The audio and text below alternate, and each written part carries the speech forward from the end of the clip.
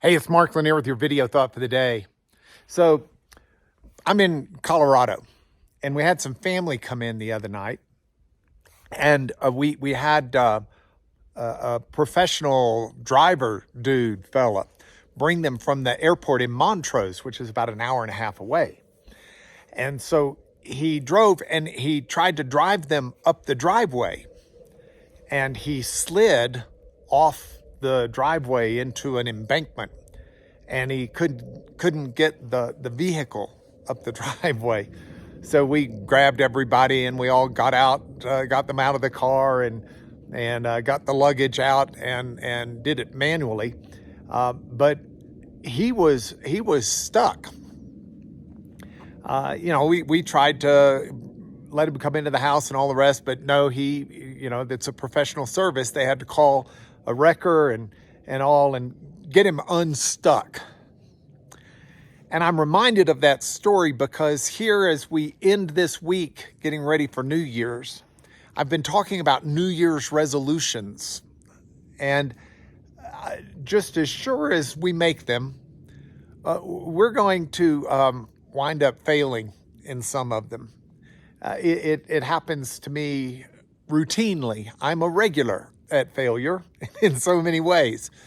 And I wanted to give you a few words of encouragement that the Bible is filled with stories of people who fail. They fail morally, they fail spiritually, they fail physically. The list of failures is as long as the Bible itself. We tend to spiritualize people in the Bible. We tend to think that, they're super spiritual because they're in the Bible. Well, no, they're people like you and me. They're people who failed miserably at so many things. And I want to give you some encouragement that really what you need to do and what I need to do when we fail is exactly what the driver did. You just figure out the best way out of it, and you put one foot in front of the other and you get on with it. But for us as followers of God, that has a little bit different level of involvement, because we need to recognize, first of all, our repentance before God. In other words, it's not just a matter of when we sin and have moral failure. It's not just a matter of, okay, well, dust yourself off and get better.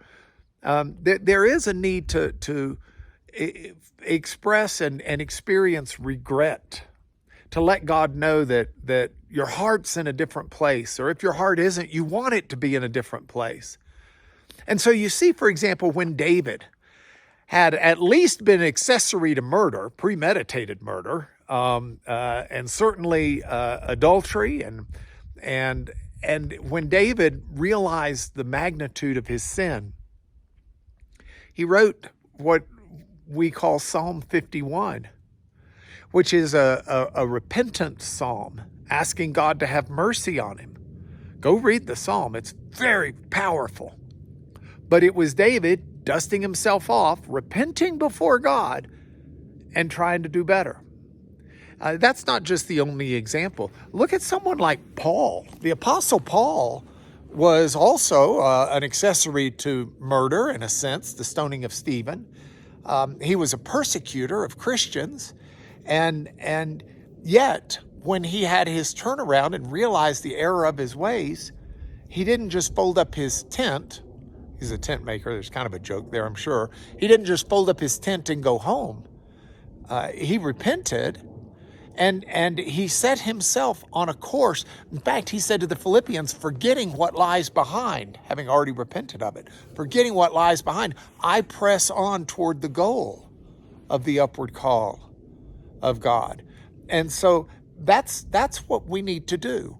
We need to find a place of repentance, but then we just need to put it behind us and start marching forward. When we fail, when we stumble, we get up, we try to make it right, and then we try not to do it again. It's that simple. So I hope you have a great new year. I'm excited to carry these video thoughts for the day into next year, God willing. But for the end of 2022, this is your video thought for today.